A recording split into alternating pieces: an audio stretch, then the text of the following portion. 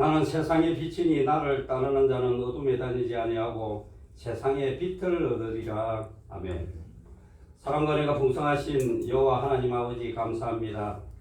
녹음이 짙어가는 6월의 중순 항상 선하신 은혜로 늘 후히 주시기로 소원하시는 하나님 아버지, 한 주간도 늘 함께해 주셔서 감사드립니다. 한 주간의 삶 가운데도 힘들고 인내하기 힘든 상황 속에서도 언제나 동행하시며 위로 격려하심으로 새 힘을 얻고 일상의 생활을 돌아갈 수 있도록 새 힘과 용기 주심을 감사드립니다. 슬픔과 환난을 통하여 은혜에 이르는 길을 알게 하시며 수모와 멸시당할 때 하나님이 더욱 가까이 계심을 알게 하옵소서.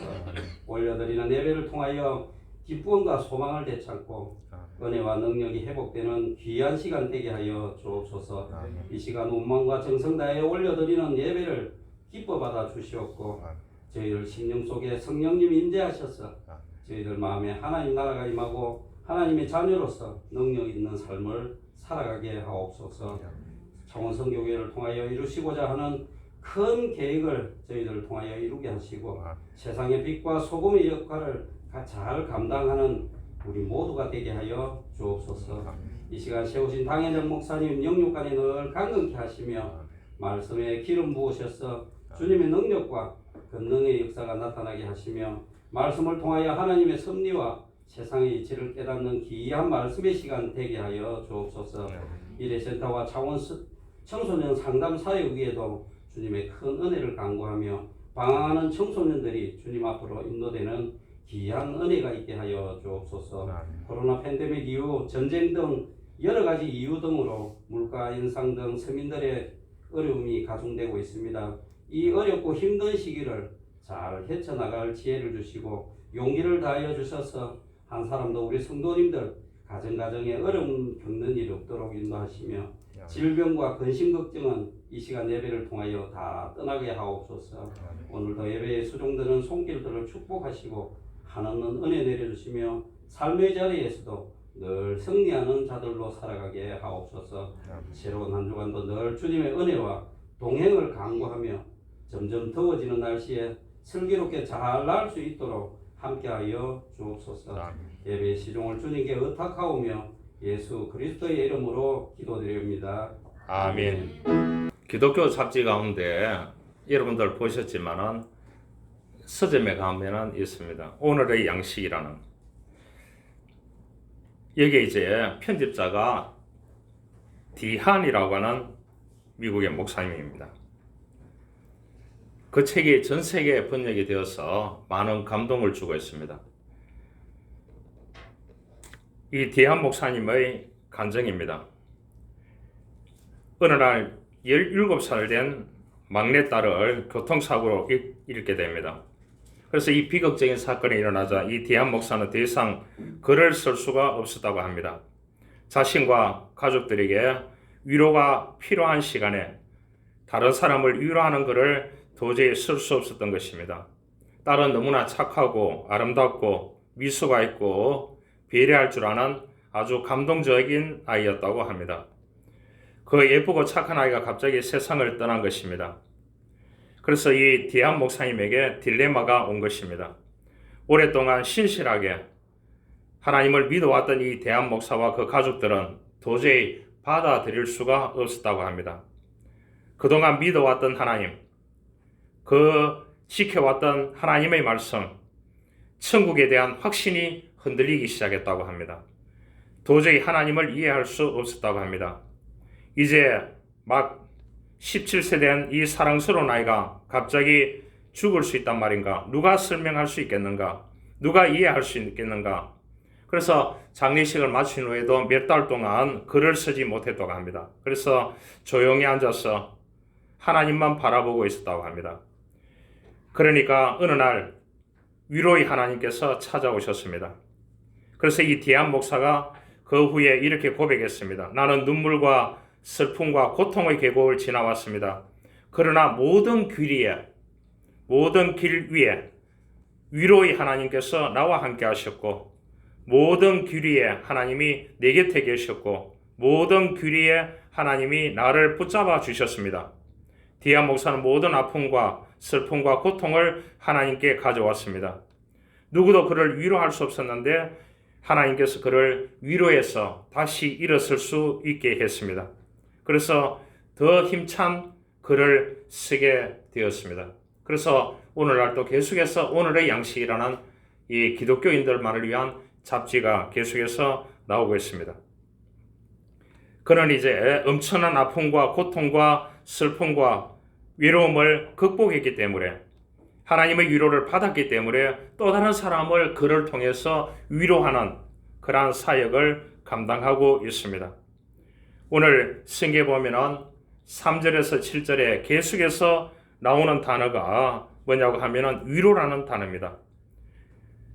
위로하시는 하나님은 우리에게 새로운 기운을 주신다. 이러한 뜻이 되겠습니다. 그래서 3절에서 7절에 나오는 이 위로라는 말은 신약 성경의 헬라어로 파라칼레오라는 말입니다. 이 파라칼레오라는 말은 내 옆에서 나를 불러주신다. 이런 뜻을 가지고 있어요. 옆에서 나를 불러주신다. 또 내 옆에서 나에게 용기를 주신다. 이런 뜻을 가지고 있고요. 또 내 옆에서 내 어려움을 도와주신다. 이 세 가지를 파라칼레오, 위로라는 말입니다. 하나님이 내 옆에서 나를 불러주시고 하나님이 내 옆에서 나에게 용기를 주시고 하나님이 내 옆에서 어려움을 도와주신다. 이것을 오늘 성경은 파라칼레오, 위로라는 말로 말씀해주고 있습니다. 여러분, 곁에서 불러주시고 곁에서 나를 알아주시는 그 하나님이 살아계십니다. 그 살아계신 하나님을 우리가 믿고 있습니다. 그 하나님이 내 이름과 내 모든 생각과 내 모든 형편과 처지를 다 아신다. 이것이 오늘 성경에서 말하는 위로입니다. 할렐루야. 너무나 감사하죠. 우리는 다 위로가 필요한 사람들입니다. 지금은 너무나 코로나 또한 경영 모든 부분에서 교육 모든 부분에서 이렇게 이제 어려운 삶을 그냥 버티며 살아가고 있는 시대 속에서 우리가 있습니다. 그럴 때에 우리는 위로자 하나님을 만나야 되는 것입니다. 힘을 실어주기 위해서 내 옆에 서 계시는 분은 살아계시는 하나님이십니다. 우리는 죽은 자의 하나님을 믿는 것이 아니고 살아계셔서 오늘도 나와 함께 하시면서 나에게 힘을 실어주시면서 내 옆에 서 계시는 그분이 있다는 사실을 우리가 느끼고 또한 받아들이고 힘과 기운이 솟아날 수 있는 믿음의 사람으로 살아가는 것이 그리스도인의 삶인 것입니다. 그래서 우리에게 성령 하나님의 위로는 너무나 필요한 것입니다. 어떤 신학자는 그랬습니다. 하나님의 위로를 우리 영혼 속에 칼슘을 공급해 주는 것이라 그렇게 얘기했습니다. 여러분 칼슘이 뭔 줄 아시죠? 의학적으로 칼슘은 심장을 힘차게 박동시켜주는 효력을 발생하는 것이 칼슘이라고 합니다. 그래서 칼슘이 없으면 이렇게 잘 걷지도 못하고 뛰지도 못하고 일하는데 숨이 가빠오기 시작할 수밖에 없는 것입니다. 그러면은 하나님의 위로는 뭐냐? 우리 영혼 속에 칼슘을 공급해 주는 것이라고 신학자들은 그렇게 이야기를 해주고 있습니다.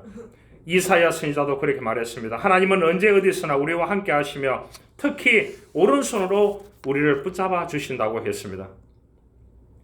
요즘 시대적으로 너무나 어렵다 보니까 여러 가지 사연으로 힘들게 살아가는 현대인들에게 너무나 필요한 은혜가 뭡니까? 하나님의 위로가 필요합니다. 여러분, 사람의 위로도 조그마한 위로도 너무나 필요합니다.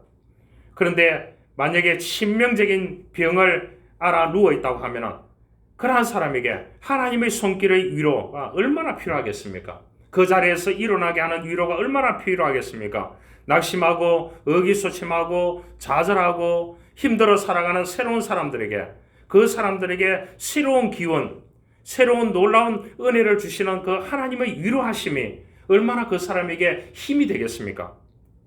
그래서 우리는 하나님을 잘 믿는 겁니다. 잘 믿고 살아가는 것입니다. 여러분, 제가 강의하면서 그렇게 얘기한 적이 있습니다. 극단적인 선택을 선택했던 사람이 살아와서 저에게 한 8년 상담을 받았습니다. 여러분, 완전히 치유되지 않았습니다. 뭐 한 80%, 70% 정도 놀랍게 변화되었습니다. 약물 치료도 받지 않고요. 그러면은 어떻게 됐다고요? 여러분, 다시 이 사람이 극단적인 선택을 하지 않았던 그 8년에 감사하게 생각해야 되는 거예요. 이 사람이 상담을 받고 100% 나았다. 그것이 중요한 것이 아니고 8년 동안 제가 이 사람을 계속 달고 왔다는데, 달고 오는 동안에 이 프로세스 과정에서 이 사람이 극단적인 선택을 한 번도 하지 않았다는 겁니다. 여러분, 우리는 한국 사람들은 한 방에 모든 것을 낳기를 원합니다.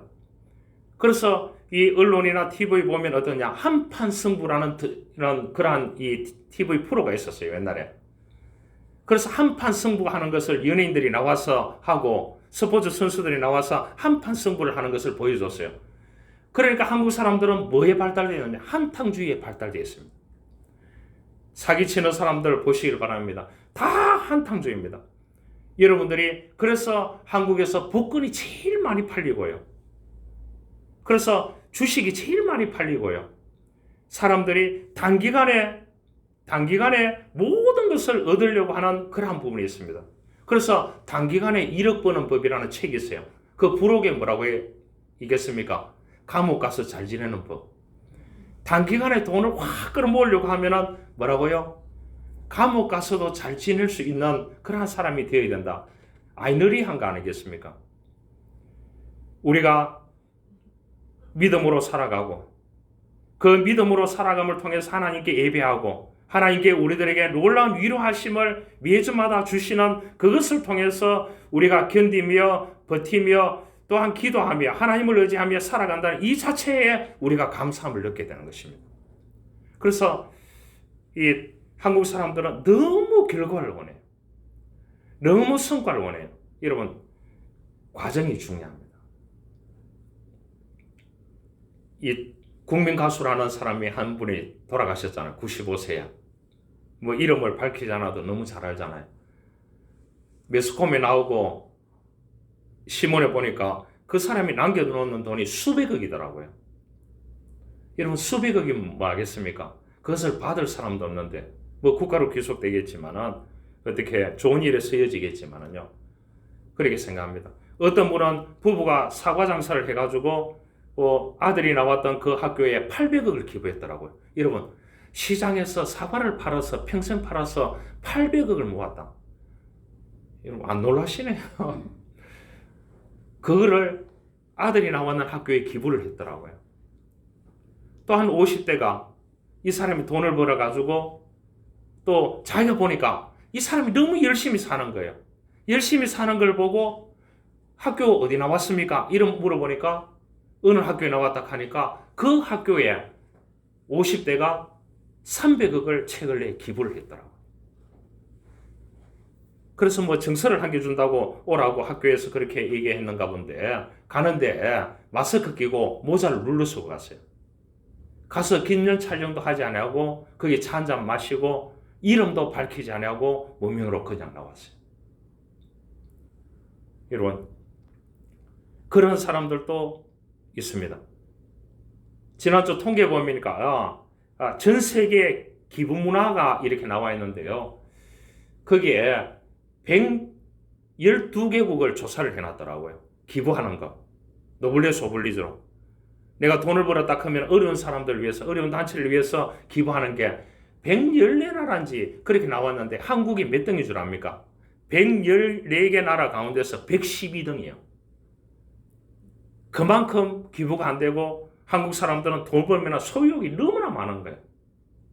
자기만 잘 먹고 살고 이기주의고 남은 보이지 아니하는 그러한 이제 그런 사람들이 예수를 믿으니까 어떻게 됩니까? 자기 믿음, 자기 축복, 자기만을 위해서 신앙생활을 하는 거예요. 주변 사람들이 보이지 않는 거예요. 여러분, 그래서 제가 부목사 생활 10년 정도 했는데요. 제 교구에 돌아가시는 분들이 얼마나 많았겠습니까? 제가 임종을 지켰는 사람들도 수없이 많습니다. 그 사람들 가운데 진짜 부자들은요. 제 손을 잡고 목사님 한 달만 더 살게 좀 해달라고. 그렇게 얘기하는 분들이 많았습니다. 제가 하고자 하는 얘기는 뭡니까? 너무 결과를 믿는 사람들은 봐서는 안 되는 겁니다. 우리가 이 과정 가는 가운데서 하나님이 우리에게 놀라운 은혜를 베풀어 주시고 살아있는 소망을 주시고 우리에게 견디게 하시고 인내하게 하시고 버티게 하시는 그것만 해도 우리가 믿음의 은혜로 받아들여야 되는 것입니다. 할렐루야. 그래서 너무 결과를 보지 말고 과정에서 위로하시고 축복하시는 그 모든 위로의 하나님을 바라볼 수 있는 믿음의 사람이 되어져야 하는 것입니다. 3절 4절에 말합니다. 찬송하리로다. 그는 우리 주 예수 그리스도의 하나님이시요 자비의 아버지시요 모든 위로의 하나님이시요 모든 환난 중에서 우리를 위로하사 우리로 하여금 하나님께 받은 위로로서 모든 환난 중에 있는 자들을 능히 위로하게 하시는 이시로다. 여러분 사도 바울 하면은 다 아시잖아요. 이 사람의 환난, 고통, 아픔은 이루 말할 수 없었습니다. 여러분 환난과 고통과 슬픔과 질병 앞에 장사는 없다는 말이 있습니다. 그러나 우리는 믿음의 사람입니다. 그래서 환난 중에 위로하시는 그 위로의 하나님을 바라보게 되면 살아있는 소망을 주시고 놀라운 은혜를 주신다는 것이 오늘 이 본문의 핵심적인 키워드적인 이야기입니다. 충청도 농사꾼의 6남매 중에서 막내로 태어난 아이가 있었습니다. 2살 때 소아마비를 앓았대요. 너무 가난한 데다가 치료 시기를 놓쳐서 어린 시절에 소위 안전뱅이로 살아가게 되는 것입니다. 아버지는 아들만 생각하면 속상해서 술을 마시고 그때마다 저런 놈은 갖다 버리라고 소리를 쳤습니다. 아이는 혼자 일어설 수가 없어서 기어다녔습니다. 엄마에게 옆에서 1시간 떨어진 초등학교에 입학하려고 했지만 그 당시에 장애인이라고 입학을 허락하지 않았습니다. 엄마와 아들은 한없이 울었습니다. 11살 때 재활원에서 굳은 다리를 펴고 보조기를 끼웠습니다. 목발을 짚고 걷는 법을 배우는데 꼬박 2년이 걸렸습니다. 그런데 공부는 늘 1등을 놓치지 않았습니다. 선생님의 추천으로 대전중학교에 들어갔습니다. 고교 입학할 때 연합고사에서 만점을 받아서 장학생으로 충남고등학교에 배정되었습니다. 열악한 환경에서 공부를 했습니다. 그래서 서울대학교의 수학과에 입학했고 미국 버클리 대학교에 유학을 가서 박사학위를 받았습니다. 그 후에 서울대 교수를 거쳐서 카이스터 교수로 재직 중입니다. 이분이 2007년도에는 40세 이하의 과학자에게 주는 젊은 과학자상을 받았습니다. 이 사람이 김인경 교수입니다. 그는 10년 전에 기쁨의 공식이라는 책을 썼어요.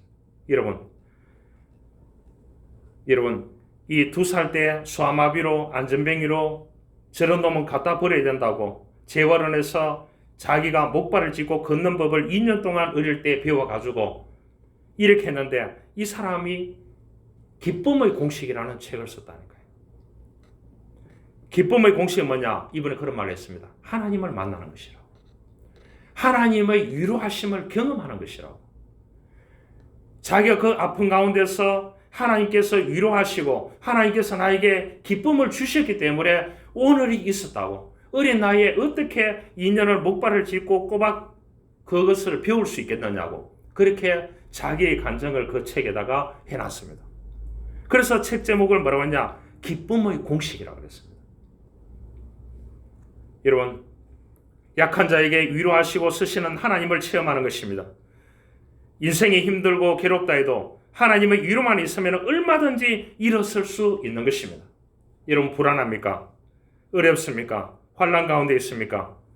속상한 일이 있습니까? 그러한 가운데서 우리를 견디게 하시고 버티게 하시고 우리에게 놀라운 위로를 주시는 우리가 하나님을 찾아야 하는 것입니다. 그 하나님을 찾게 되면 그 하나님께서 우리들에게 놀라운 위로하심을 더하여 주실 줄 믿습니다. 위로하시는 하나님은 구원함으로 말미암아 우리들에게 은혜를 베풀어 주는 겁니다. 20세기 최고의 처세술 전문가로 알려진 사람이 데일 카네기입니다. 이 사람은 무척 가난한 가정에서 살았습니다.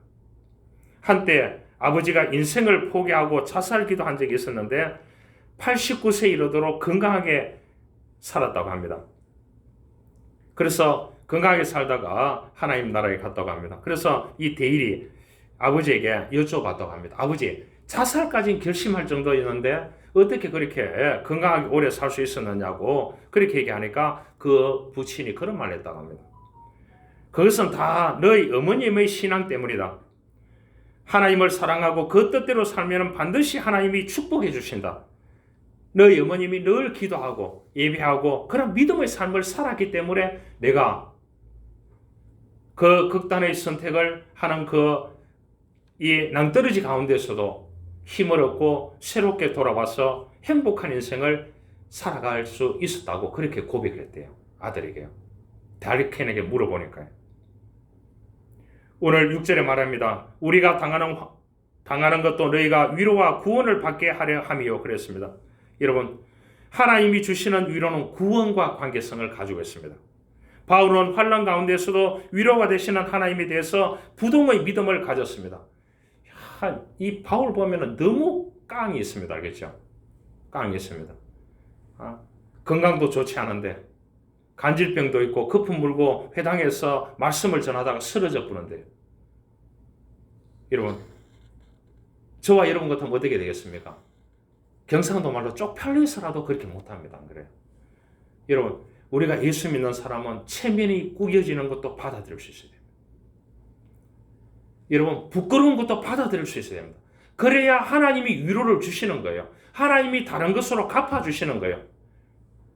내 할 주장 다 하고 내 할 보상 다 받고 그렇게 산다고 하면 하나님의 위로하심이 필요 없는 겁니다. 그렇죠? 내가 하는 가운데 어려움이 있고 또한 고통이 있고 환난이 있고 그러한 가운데서 하나님이 우리를 구원과 연계해서 구원하셨던 그 하나님이 우리에게 영생을 하셨던 그 하나님께서 우리에게 놀라운 위로하심을 베풀어 주신다는 사실인 것입니다. 구약 성경에 이사야에 나오는 하나님의 위로하심, 위로라는 말은 뭐냐? 히브리 말로 나함이라고 그렇게 얘기합니다. 나함. 어디 가면은 나함 상담센터 이렇게 적어놨는 거 보셨어요? 제가 저 서울 지역에서 본 적이 있습니다. 나함 상담센터 이렇게 놨더라고요. 그게 히브리 말로 나함이라는 뜻입니다. 위로라는 말이에요. 다시 풀이하면은 뭐사? 다시 숨쉬게 한다 이런 뜻입니다. 좋은 말이죠. 당신이 이 상담센터에 오면 다시 숨을 쉴 수 있습니다. 당신이 정상적인 호흡을 할 수 있습니다. 그러면서 건강하게 살아갈 수 있습니다. 이러한 뜻이에요. 그래서 이 신약성경은 헬라어로 파라칼리오라는 말인데 곁으로 불러서 힘을 주고 용기를 주고 위로를 주고 함께 한다는 뜻이지만 구약 성경에 이 이사야가 말하는 위로의 하나님, 그 위로라는 말은 나함이라는 뜻입니다. 나를 다시 숨쉬게 한다는 것입니다. 여러분, 숨을 쉬려고 하면 뭡니까? 하나님께 예배하는 자로 서야 되는 것입니다. 할렐루야. 그렇기 때문에 주일이 있는 것입니다. 감사한 것입니다. 오직 하나님만이 숨이 막히게 기가 막힌 절망 가운데서 빠진 자를 살리시는 하나님이라고 말씀을 해주고 있습니다. 그래서 이는 우리로 자기를 의지하지 말고 오직 죽은 자를 다시 살리시는 하나님만 의지하게 하심이라 9절에 말해주고 있습니다. 여러분, 우리가 위로받기 원합니까? 하나님을 의지하시기 바랍니다. 그 구세군이라는 이 파가 있습니다. 우리 장로교가 있고 침례교가 있고 감리교가 있고 쭉 있는데 구세군이라는 데 있습니다. 구세군 사관학교의 총장 황선엽 그 총장의 간증을 들은 적이 있습니다. 이 사람이 평소에 열심히 살아가는데 어느 몸이 안 좋아서 병원에 딱 갔는데 급성 백혈병으로 3주밖에 못 산다. 딱 그렇게 해요. 청청병락이죠. 총장인데요. 그래서 병실에 누워있는 자신이 얼마나 허망하게 느껴졌는지, 그런데 옆에 병상에 비어있는 줄 알았는데 보니까 새카만 사람이 누워있다는 거예요. 그래 보니까 자기더라는 거예요. 그래서 너무 공포가 밀려와서 눈을 감고 다시 기도하고 난 뒤에 보니까 옆에 그분이 새카만 분이 예수님이라는 거예요. 그때 느꼈다는 거예요. 아, 예수님께서 나 대신에 같이 여기에서 고통을 당해주고 있구나. 하나님의 위로하심을 거기에서 경험하게 됐답니다. 그래서 평안이 오더래요. 그래서 치료를 받고 어떠냐? 3주밖에 못 산다는 사람이 지금도 살아있다는 거예요. 여러분, 하나님의 위로하심을, 기적을 경험하기를 원합니다. 그러기 위해서는 뭡니까? 우리를 자기를 의지하지 말고 오직 죽은 자를 다시 살리시는 하나님만 의지하고 살아가야 되는 것입니다. 여러분, 사람 의지하면 실망하고 섭섭하고 뭐 여러 가지 다 있습니다. 여러분, 다 집어치우고요. 여러분, 살아계시는 하나님을 의지하시길 바랍니다. 그 하나님께 예배하고 하나님께 억울한 것을 토로하고 그 하나님께 우리에게 의지함을 통해서 새로운 삶을, 생기를 불어넣어 주시고 나함, 다시 숨쉬게 하시는 그 하나님의 위로를 받을 수 있기를 원해야 됩니다. 그래서 여러분, 제가 목사기 때문에 그런 게 아니고 저는 믿지 않는 가지 살았기 때문에 그래, 이 금요일 정도 되면 주일이 너무 기다려졌어요. 하나님께 예배할 수 있다는 거. 뭐 평상시에 가서 기도도 하고 다 하지만은, 성경 펼치고 다 하지만은요, 그렇게 하지만은, 그러나 그 주일이 기다려지는데, 예? 금요일부터 정말로 가슴이 뛸 정도로 그렇게 기다려졌습니다. 하나님께 예배한다고. 여러분, 그것이 뭐겠습니까? 하나님을 의지함을 통해서 우리가 현실에 다가오는 수많은 고통과 아픔과 그것을 견뎌가다 보면, 참고 인내하다 보면 하나님이 부어주시는 살아있는 소망, 하나님의 놀라운 은혜를 우리들에게 베풀어 주신다는 것이 이 고린도후서 하나님의 위로하심의 맥락으로 볼 수 있는 것입니다. 우리 믿음의 선진들 보시길 바랍니다. 모세부터 시작해가지고 다윗, 요셉, 다니엘, 욥, 베드로, 사도 바울 모든 사람들은 뭐냐? 환난과 고통 가운데 있었습니다. 그들은 믿음을 통해서 극복했습니다. 하나님의 위로하심을 통해서 극복했는 겁니다. 이런 사람들은 다 그렇게 생각합니다. 왜 이런 고난을 나만 당하는 거냐고 그렇게 얘기합니다.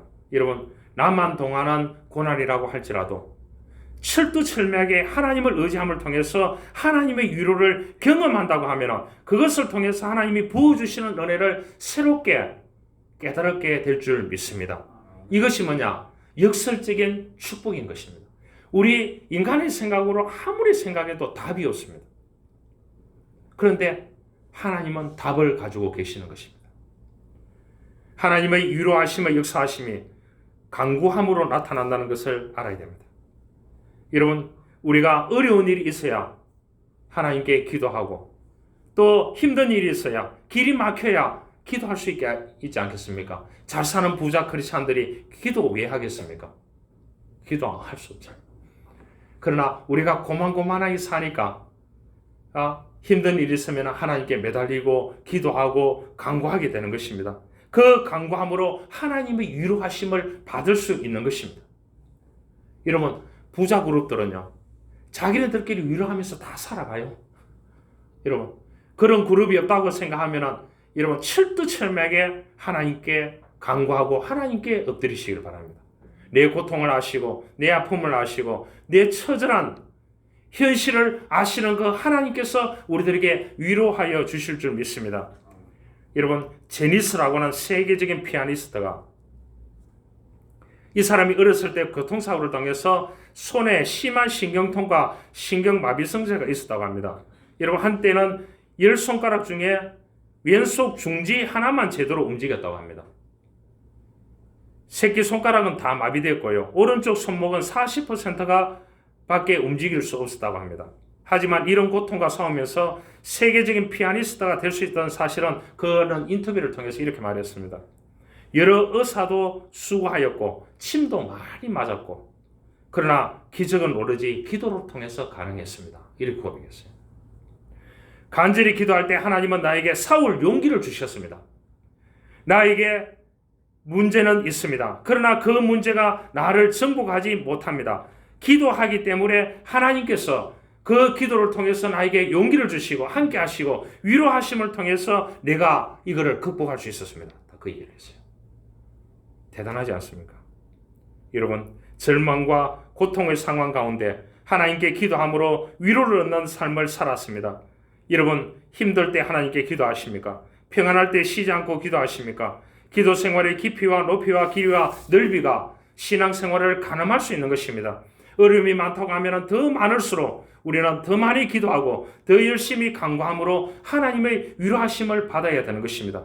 11절에 말합니다. 너희도 우리를 위하여 간구함으로 도우라. 이는 우리가 많은 사람의 기도로 얻은 은사로 말미암아 많은 사람이 우리를 위하여 감사하게 하려 함이라고 그렇게 말씀을 했습니다. 여러분, 기도함으로 말미암아 내리시는 하나님의 위로가 넘치는 신앙인이 되어져야 할 것입니다. 한 가지 이야기를 더 하고 말씀을 매듭지으려고 합니다. 켈리 님이라고 하는 8세 때에 뇌망염을 앓아서 두 다리와 오른팔을 절단해야 했던 이 8살이었습니다.